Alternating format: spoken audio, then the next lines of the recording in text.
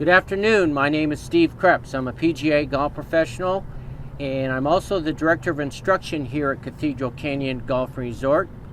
Here this afternoon to talk a little bit about a huge difference between giving a golf lesson and providing a deluxe teaching package for our students.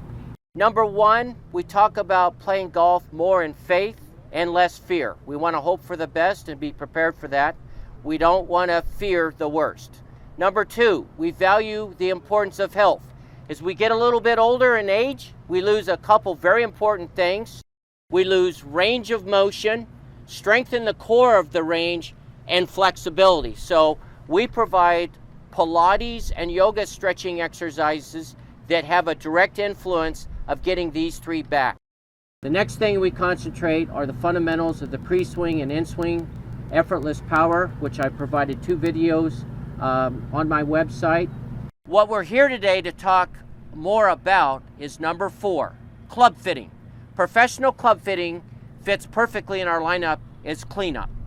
Professional club fitting is a dynamic process where the PGA golf professional works one-on-one with his or her student, and we figure out the perfect configuration from their structure and their motion to reward them for their natural ball flight and balance. It starts with the grip size, goes all the way down through the head design. There's 8 different configurations when we go through the dynamic fitting process. Number 1, grip size. Number 2, grip material. Number 3, lie angle. Number 4, shaft flex. Number 5, shaft weight. Number 6, head design. Number 7, loft angle. And number 8, the length of the golf club.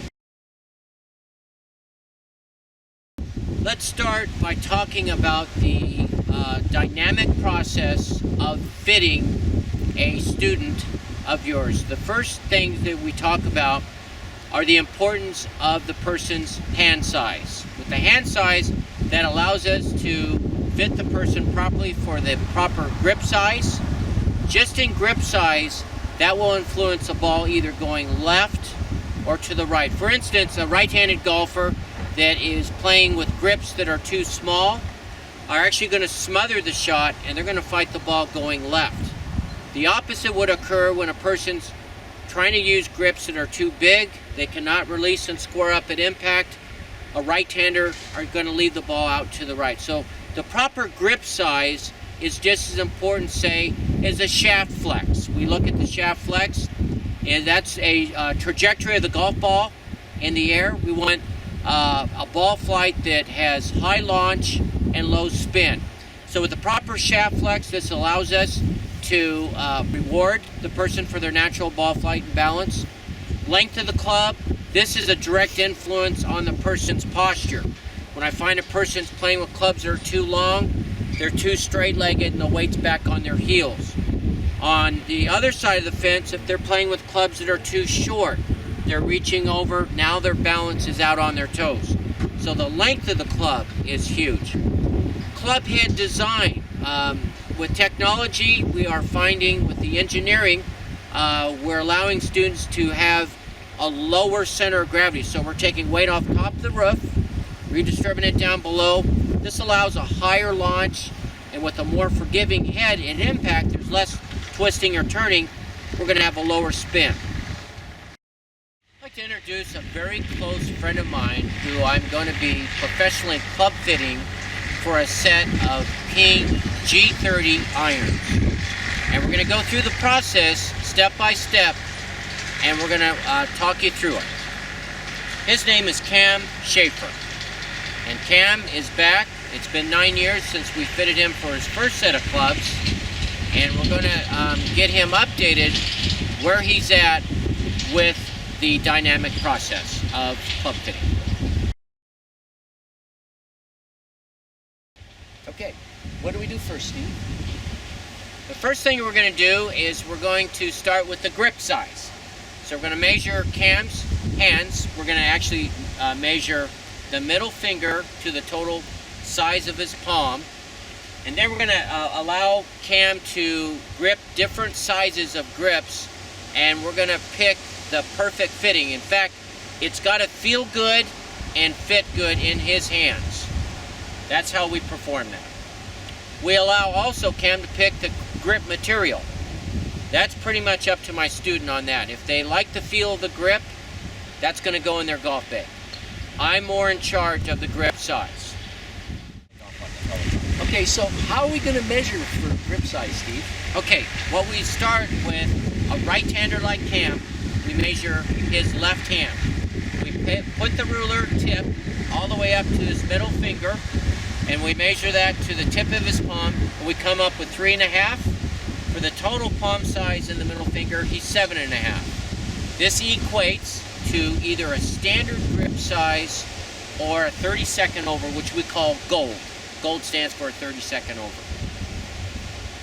But in this process, we open up our cabinet and we'll have different grip sizes for Cam to choose. And we'll look at each one as he grips it in both hands. And we look how I want the fingers just touching the palms. Okay? Which is this? This is a 32nd over. This looks pretty good. Okay? Let's go to standard grip size. This might feel a little bit better. He's on the bubble between standard and 32nd over. So I might want to do a standard with an extra wrap. We perhaps may want to do that. What we do with the grip size, we watch his ball flight and balance. If he's hitting his golf balls more over the pin with a comfortable fitting, that's the grip size we go to. If the grip's a little bit too big, he's going to tend to not square up at impact and leave his shots more out to the right as a right-hander. Opposed on the other side of the fence, if the grip's too small, now we're going to smother it and the club face is going to turn over on us. We're going to fight the ball going left. We don't want to fight it left or right. We want to cover the pin. So proper grip size is just as important as anything in our configuration.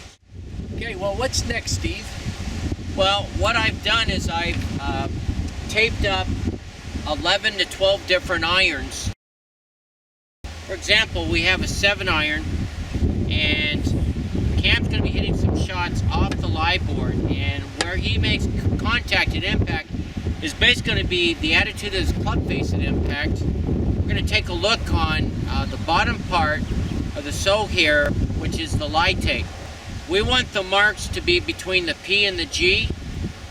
That means his lie angle for this particular club is perfect.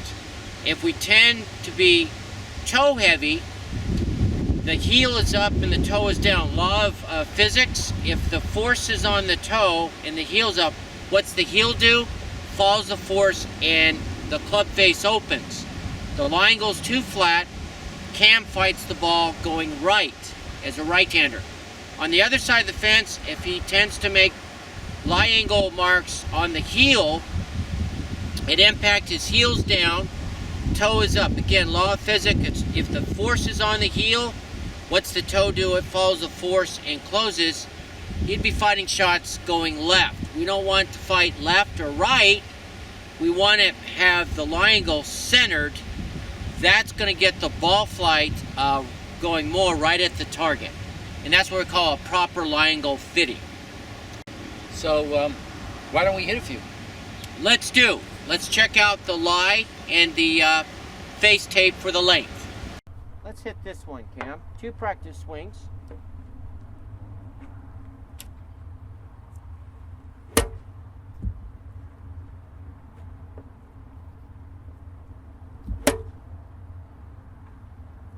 Okay. How's the length feel for this club? Feels good. Feels like it's maybe a little short.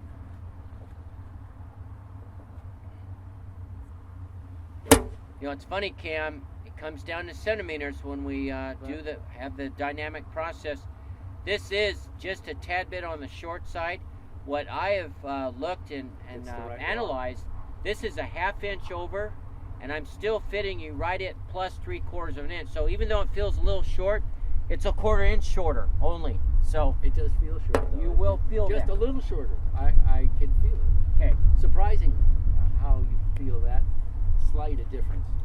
But it feels like I hit it right on line.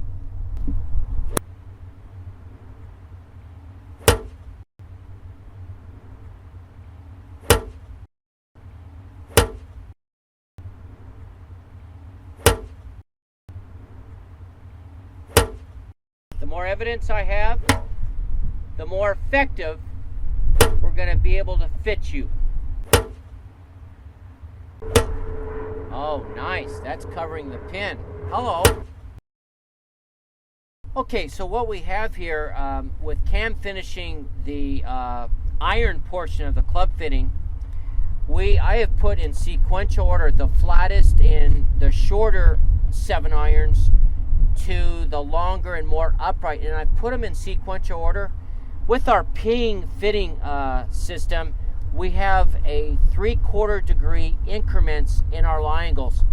We have a perfect fitting pattern from his marks being a little bit on the toe side, which are obviously too flat. From the gold to the maroon, there is just a slight variation for each club, but once we get in to the proper fitted lie angle, from the P to the G is covered with his lie angle mark, which is obviously the proper lie angle, and always considering his ball flight and balance to go with that, which they did. Right now, he's looking at yellow being the lie angle, and as far as the length, plus 3/4 of an inch over men's standard, with a regular graphite flex is right now where I'm at with you, Cam. In closing, for our dynamic professional club fitting process, what we like to do is concentrate on one section at a time. I like to start with the irons, and once I'm done with the fitting specs with the irons, then I'm going to go into the hybrids, fairway woods, driver, wedges, and then the putter. Once we're done with all the different sections of the golf bag, then we do what we call an effective set and makeup, where we fit you for the proper clubs that would be effective for your golf game, and that's the finish of our club fitting. If you have any more questions, or if you want to check out my website, that's at stevecrepspga.com.